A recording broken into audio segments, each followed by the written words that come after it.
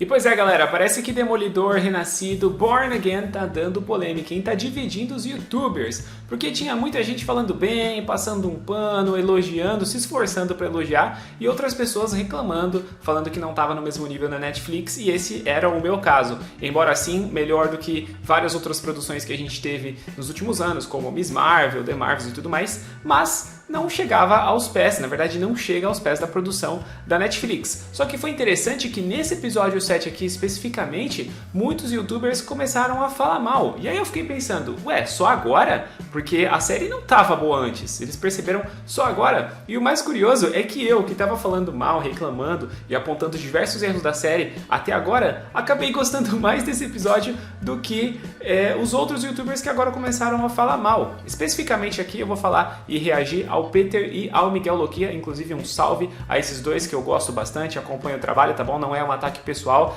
é apenas discordância e divergências de ideias.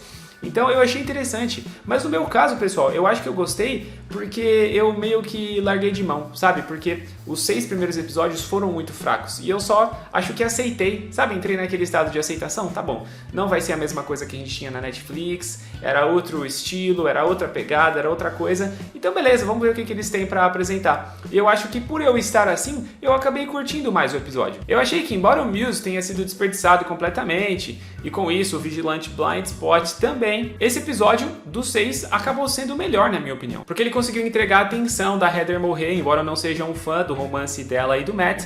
E a luta com o Muse, né, a luta final, foi muito boa. Embora, é claro, né, ele seja apenas um especialista em Taekwondo e o Matt seja um incrível lutador, que a gente pode até chamar de ninja. E além disso, a gente teve também a trama do Rei do Crime, que foi muito bacana, com aquela cena final. Então, comparado com o que a gente teve até agora, eu achei que foi o melhor episódio, embora sim tenha problemas, mas não foi nenhuma novidade, entende? Não foi nenhum problema que a gente já não tinha visto, por isso que eu acabei curtindo. Mas eu acho engraçado ver o Peter e o Miguel Loquia reclamando agora só. Até porque, até agora, o Peter estava elogiando a série, né? Inclusive aquele episódio ridículo e mal escrito do ladrão de pipoca. Eu, desde o primeiro episódio, percebi que a série estava esquisita, que estava remendada e que já não seria a mesma coisa que a gente tinha na Netflix. Por mais que eles tenham trazido o Fogg e a Karen para fazer aquela conexão direta, né? O Mercenário também, o Poindexter, mas dava para ver claramente que depois daqueles minutos iniciais era ainda a série repaginada da Disney Plus. E, inclusive, preciso lembrar mais uma vez que a ideia original, a proposta inicial era repaginar tudo, era fazer um soft reboot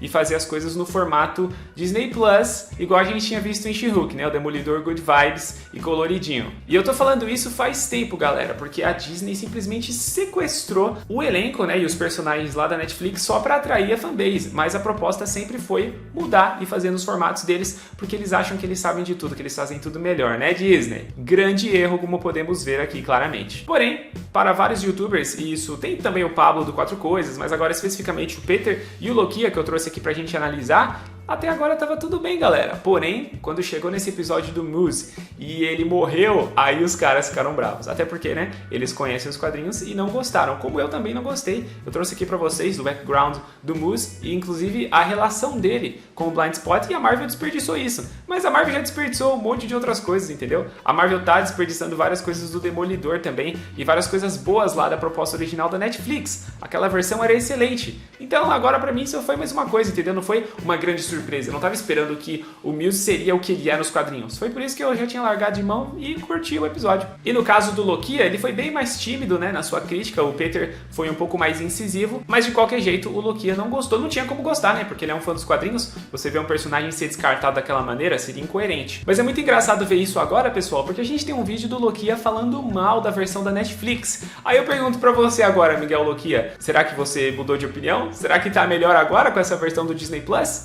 Eu sei que em vários elementos essa série é mais quadrinesca, né? Principalmente na questão das habilidades do Matt e os equipamentos que ele usa e tudo mais. Isso é um ponto positivo. Mas se você colocar as duas séries na balança, em termos de qualidade técnica, será que você consegue realmente achar que Demolidor Renascido é melhor do que a versão da Netflix? Ou será que você vai admitir que aquelas 3 temporadas tinham uma qualidade absolutamente superior? Porque assim, pessoal, eu sei que tem a questão de gosto, né? As pessoas são livres para ter os gostos e as opiniões. Só que quando a gente fala de termos técnicos, técnicos, isso aqui não é relativo, não é só uma questão de gosto, porque é uma questão de fatos, como eu falei, uma questão técnica. Se você pega roteiro, desenvolvimento de personagens e até mesmo coisas mais técnicas como fotografia, filtros e tudo mais, galera, tudo na Netflix era bem melhor.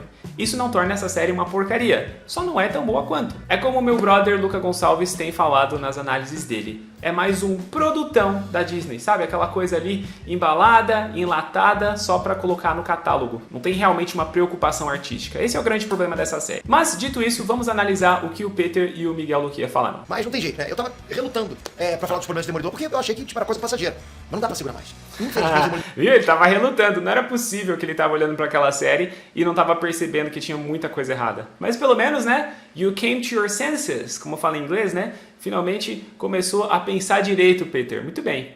O Renascido não conseguiu entregar o mesmo que a série da Netflix. Aí, ó. Demolidor Renascido não conseguiu entregar o mesmo da série da Netflix. É o que eu tô falando desde o primeiro episódio. Tem gente que fica chorando nos comentários. Ai, que você é chato, que você não sei o que você não gosta. Cara, é o que eu falei, é uma questão de qualidade. Eu vou fazer o quê? Eu sempre vou assistir as coisas com boa vontade. Só que, nesse caso, eu dei uma chance pra série. E a série não entregou o que poderia ter entregado. Como eu falei, a Disney sequestrou, né? O Peter tá reconhecendo isso também. A série se vendeu com o sucesso da série na Netflix. Mas é comprar gato por lebre. Ah, Peter, mas você não gostou da série até agora? Vamos lá, vamos explicar melhor. Olha lá, comprou gato por lebre, hein? Caramba. Aquela cena durante o dia é muito sem graça. A cena com a Glenn e o Muse não convence ninguém. Sem sal, sem graça, não parece em momento algum que o Muse é perigoso. Olha, a questão da luta do dia eu até pensei na minha análise de falar, mas eu falei, não vou ficar implicando, né? Eu já vou reclamar que o dublê do Muse é grandão. E aí eu deixei pra lá, mas realmente é uma questão. Embora, né, não seja uma regra. A gente tem várias cenas do Demolidor lutando na luz do dia também nos quadrinhos. E a questão da Heather não me incomodou. Eu achei que foi uma cena tensa. Você tá vendo como a questão do gosto também pega? Mas, como a gente comparou todo, realmente, né, pessoal? Não tem o que falar. Parar um talho no braço da mulher, não dá um grito. Ainda mais que o Muse é um cara que sabe taekwondo. Porra, galera. Esse foi o grande plot do personagem. Eles contam o passado dele assim, né? Ai, meu pai queria muito que eu lutasse taekwondo. Aprendi muito com meu mestre antes de matá-lo. Porra, fala sério. Tá vendo? Não tem como defender. É ruim, cara. Mas é o que eu falei, não era de agora. Já tava ruim desde o primeiro episódio.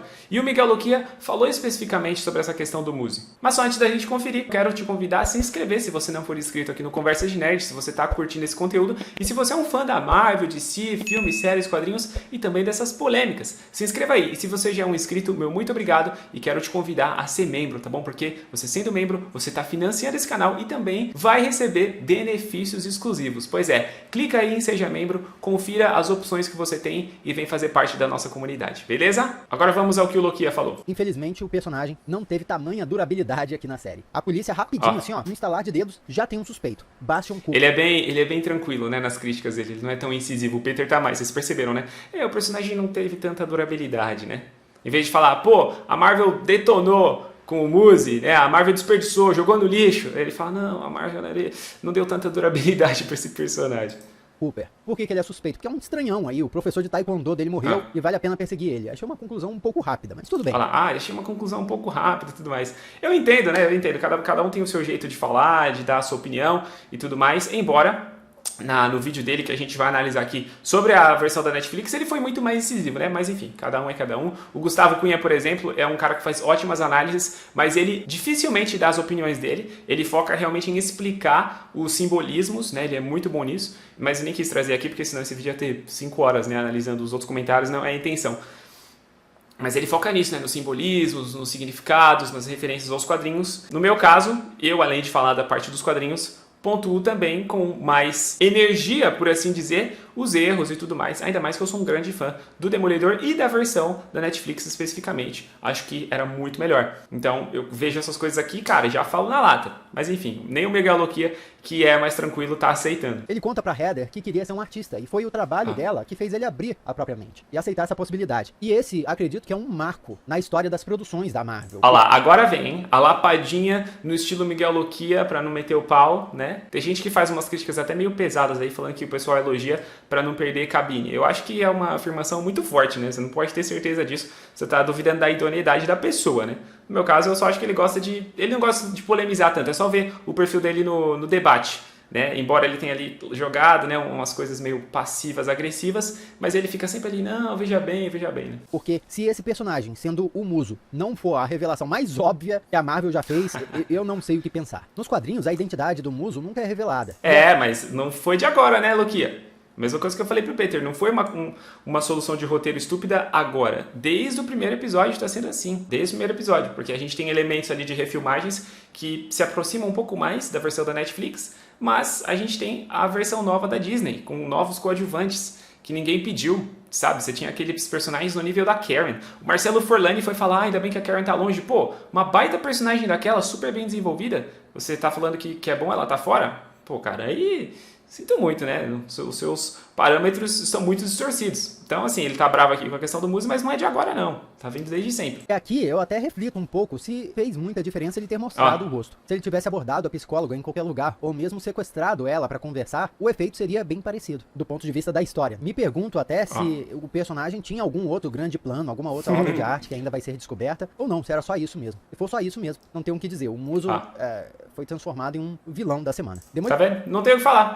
O Muso foi transformado em um vilão da semana. É exatamente isso, porque eles não estavam se importando, igual era na Netflix, por exemplo, como eles fizeram com o Benjamin Poindexter, que desenvolveram ele pouco a pouco, depois ele finalmente se tornou aquele vilão e ainda teve um gancho incrível, né, que foi reaproveitado aqui em Born Again. A gente não tem nada disso do Muse, né? Inclusive as cenas que ele foi inserido nos outros episódios foram frutos de refilmagens e de montagens. Na verdade, o cara que fez a montagem, a edição dessa série, ele tá fazendo milagre, porque poderia ser bem pior, como a gente já viu em outras produções, né? Tipo The Marvels e várias outras. Mas aí nem o Lokia tá aceitando essas mudanças, porque realmente não tem o que fazer, né? Ficou muito fraco. Mas agora, pessoal, vamos para aquele vídeo que eu acho que envelheceu muito mal do Miguel Lokia, falando de Demolidor, a série da Netflix. Vamos lá, porque depois de Born Again, né, eu acho que tá claro que a Netflix fez um trabalho bem melhor em adaptar o personagem e o universo do Demolidor. Mas bora lá. E o lance do Demolidor... por que você odeia o Demolidor, mano? É porque eu tenho poucas coisas favoritas na minha vida. E super-herói, eu consigo escolher um favorito. Sério? Meu super-herói favorito é o Demolidor. Cara, que incrível. O meu é Homem-Aranha, né? Quem acompanha o canal aqui sabe. Mas o Demolidor tá no meu top 10 facilmente. Muito Demolidor. E quando eu assisti a série do Demolidor, eu fiquei muito decepcionado. É mesmo? Porque você já esperava você com esse quadrinho tudo, né? Porque, porra, o Demolidor da série é muito merda, assim. Olha isso, galera! Sério que o Demolidor da série é muito merda? O que você tá achando agora desse, hein, o Miguel Lokia? Putz grilo, hein? O do Ben Affleck é bem melhor, né? Maravilhoso. Não, mas você tem toda essa base dos quadrinhos, eu entendo. Mas é porque o que acontece? Não precisa ter nem lido muito, mas vocês vão entender o que eu vou falar aqui. Cara, galera, eu discordo totalmente. Mas deixa ele falar. A história da série é bacana, pô, não tem nem discussão. O ator é bom. Assim, o ator é bom e tudo mais. Mas é porque se você assiste a série do Demolidor, você tem a percepção que o Demolidor é tipo um pugilista, né? Eu não tive essa impressão, tá? Nunca tive, porque um pugilista não dá os golpes que o Matt dá, e você vê isso desde os primeiros episódios lá na série da Netflix. Eu assisti as 3 temporadas 2 vezes. Assisti quando eu tava estreando e depois reassisti com a minha esposa. Depois que a gente tinha casado, né, ela não tinha assistido, eu reassisti com ela. Não tem como você falar, ele é só um pugilista, só por causa da conexão dele com o pai dele, tem o flashback, mas a gente vê que ele faz muito mais do que um cara que só luta boxe. Ah, detalhe, esse vídeo aqui tem 2 anos, ou seja, as 3 temporadas já tinham sido lançadas. Tá? Então, ele não pode falar isso. Não tem como o Miguel Lokia afirmar um negócio desse. Porque as 3 temporadas já tinham saído. O passado dele com o Stick já tinha aparecido. O relacionamento dele com a Elektra. A trama contra o Tentáculo. Tudo isso já tinha sido mostrado. Cai na porrada com todo mundo, apanha pra caramba, mas continua lutando, né? É Rock Balboa. É um Rock Balboa, né? Nos quadrinhos, o Demolidor é mais pra um ninja. Sim. Ele luta contra 100 caras e deita todo mundo na porrada. Então, mas a gente tem isso também. A cena do corredor da primeira temporada, a cena contra a gangue dos motoqueiros na segunda temporada, a terceira temporada contra o mercenário, né? E na segunda também a gente tem os ninjas do tentáculo. A gente tem isso. Ele é mais tático, mais estratégico, né, na hora de lutar. Ele tem mais habilidades, ele lembra até o Batman um pouco, né? E ele tem também ele tem de fato um superpoder. Ele tem um sentido radar, que é um sentido extra. Ele então, consegue ver 360 graus ali em torno dele. Então ele não precisa olhar pra trás. Ele tá ali chutando um cara ali sem nem olhar e batendo no outro aqui e tudo mais. Então, mas aí eu acho que a série da Netflix era bem melhor a maneira como eles mostravam os poderes. Aqui no Disney Plus, se o Miguel Lokia não estava feliz com a versão lá da Netflix, imagina aqui, na do Disney Plus, ele basicamente só usa audição. E agora começou a usar o tato um pouquinho também. Mas lá era muito mais legal. Inclusive a gente tem a icônica cena dele vendo, entre aspas, tudo vermelho lá. Não sei se vocês lembram, mas tem. Entendeu? Não tem como. Se ele não estava feliz, como que ele tá feliz agora? É isso que eu não consigo entender. Bom, até o 7º episódio, que aí ele realmente não curtiu, né? E teve que falar que a Marvel adaptou mal. Aí outra parte aqui que ele comenta, ó. E sem dizer que ele mal usa uniforme, né? Ele não usa também, na série, ele não usa os bastões que ele usa pra pular entre prédios pela cidade e tudo mais. Então, isso aqui realmente é um ponto diferente dos quadrinhos, só que funciona para a proposta, para a versão que a Netflix criou, porque lá a gente tinha uma versão mais realista. Inclusive as coreografias e as cenas de ação eram muito melhores lá do que são aqui em Born Again. Né? A gente não tinha aquelas cenas cortadas, picotadas e tudo mais, era uma coisa muito bem coreografada. Até o antigo dublê do Demolidor falou isso, né, quando teve a versão da Disney, que ele falou que o negócio ia ficar diferente, e realmente tá, embora assim, esteja legal também, tá? Eu não acho ruim a parte da coreografia em Born Again. Eu acho que inclusive é uma das melhores coisas. Tirando o dublê do músico, que é maior que o ator. Mas enfim, lá era muito boa a questão das lutas. E a questão dos bastões ali não funcionava muito, embora a partir da segunda temporada eles começaram a utilizar, né? Aqui, na versão da Disney Plus, é um ponto positivo. Eles usam mais, embora o CGI esteja bem porco, né? Você percebe claramente que é um boneco de CGI. Mas lá funcionava bem melhor para mim, para a proposta, do que a Disney Plus está fazendo aqui, infelizmente. E sobre essa questão dele não usar uniforme, pô, ali na construção da primeira temporada, foi ele como um cara meio amador. Depois que ele decide usar um traje, inclusive tem um porquê ele usar o traje, que é a questão de proteger o corpo, né? Que é, inclusive, tem toda essa trama, esse desenvolvimento lá, né, que ele conversa com um cara que está sendo ameaçado pelo Fisk e o cara constrói a roupa para ele, o cara faz o design, né, da roupa dele, que é quase que uma armadura. Pô, tem todo um porquê ali, ele promete proteger o cara. Aí a Disney vem e me coloca um estilista engraçadinho fazendo piada, meu, em She-Hulk. Pô, não tem como, entendeu? Olha o nível que a gente tinha lá, galera. Para com isso. E aqui o Miguel, não, porque ele não se balança pela cidade e agora tá balançando com um boneco de CGI. Ruim, entendeu? Eu preferia a pegada realista lá, sem os bastões voando e uma coisa boa, do que arriscar demais e fazer essa coisa. Porque se tivesse, pô, legal, fanservice, ele tá usando os bastões, ele se pendura, mas o CGI tá legal, não ia ter problema. Mas não tá legal o CGI, e nem só isso. O CGI a gente até poderia perdoar se o resto da série tivesse excelente. E não tá. Prédios pela cidade e tudo mais. Então, se fazer um paralelo com o Homem-Aranha, por exemplo, se a série do Demolidor fosse uma série do Homem-Aranha, é como se fosse uma série do Homem-Aranha, onde o Homem-Aranha não tivesse super força, não tivesse sentido aranha. Nossa, cara. Até a teia, talvez. Ou a teia acabasse rápido, sei lá. Não tirasse teia, é um bom exemplo. Não, cara, nada a ver. É uma falsa equivalência isso aqui, cara. Falsa equivalência, porque a gente, como eu falei, vê o sentido radar dele, né? Aquela visão toda, entre aspas, vermelha. A gente vê ele lutando, aquela cena do corredor, derrubando vários caras de uma vez. Né? Aquele lance, até em Defensores eles brincaram com isso, né? Quando ele fica assim, mexendo a cabeça, a Jessica Jones olha pra ele e fala: o que você tá fazendo? Porque as pessoas percebem, né? Quando ele tá ouvindo, quando ele tá sentindo o cheiro e aquela coisa toda. Muito louco lá, como que ele fala que é equivalente ao Homem-Aranha não ter teia e ao Homem-Aranha não se balançar, não ter super força, não ter os superpoderes? Claro que não. A única coisa é que lá é uma versão mais realista, mas é muito bem adaptada. Na boa. O Miguel Luquia queria o quê? Que o Demolidor fosse pro inferno, igual naquelas versões bizarras que a gente tem. Ah, vai lá buscar a alma do Fog? Não, para, né, galera? Para. Não é a pegada, nem combina com o Demolidor. Na minha opinião, nem nos quadrinhos eu acho isso legal. Eu gosto do Demolidor urbano, entendeu? Sangrando, lutando contra os malucos ali, saindo na mão. É isso que é bacana. Nada a ver. São cara normal. Você quer usar esse uniforme. Cara, eu entendi esse ponto de vista. Resumindo, você não gosta da evolução do personagem, você quer tudo uma vez. Acha que não... Esse aqui ele cutucou, hein? É exatamente isso, ó. Você não gosta da evolução, você quer tudo uma vez. É isso, a Netflix fez uma construção, cara. Você não gosta da evolução do personagem, você quer tudo uma vez. Você não acha que no CM agora igual o Homem de Aço? Não tem evolução. Como não, cara? Como que não tem? Toda a primeira temporada ele ali como um cara amador, tem um porquê ele ter o traje, ele passa a usar o traje. Segunda temporada ele já é o herói de Hell's Kitchen, ele enfrenta o Justiceiro, ele atua como advogado do Frank Castle, aquela trama excepcional, muito bem feita, muito bem desenvolvida. Tem a trama dele contra o Tentáculo, depois em Defensores eles conseguem... Defensores é ruim, né? Vamos ser bem sinceros. Mas aí... ele quase morre, aí tem a jornada dele voltar pro traje do Demolidor, todo estourado, ele volta, ele quer matar o Fisk, ele decide não matar naquela cena emblemática, né, no final da terceira temporada, tipo, eu venci você, você não vai mudar quem eu sou. Pô, galera, isso não tem evolução, Miguel Luquia? Faça-me um favor, com todo respeito, você está completamente errado. Ouvindo tudo isso quando ele aparecer agora no CM? Acho que porque ele segura o tijolo ali. Não, maravilhoso. Porque isso você toca num ponto interessante. Porque quando ele aparece no CM, ainda não fica muito claro pra gente se é exatamente o mesmo Demolidor da série da Netflix ou se é o Demolidor de universo. Tecnicamente é, né? Mas não faz sentido, né? Fica bem furado, você só ignora. paralelo. Uma variante que Porque alguns pontos seguem iguais. eu Né? acho muito mais provável que seja de um universo paralelo. Que a série da Netflix, assim como a série Agentes da S.H.I.E.L.D. e tudo mais, sejam tipo um multiverso. Mas eles não confirmaram? E aí entrou na polêmica, né, de não ser canon e tudo mais.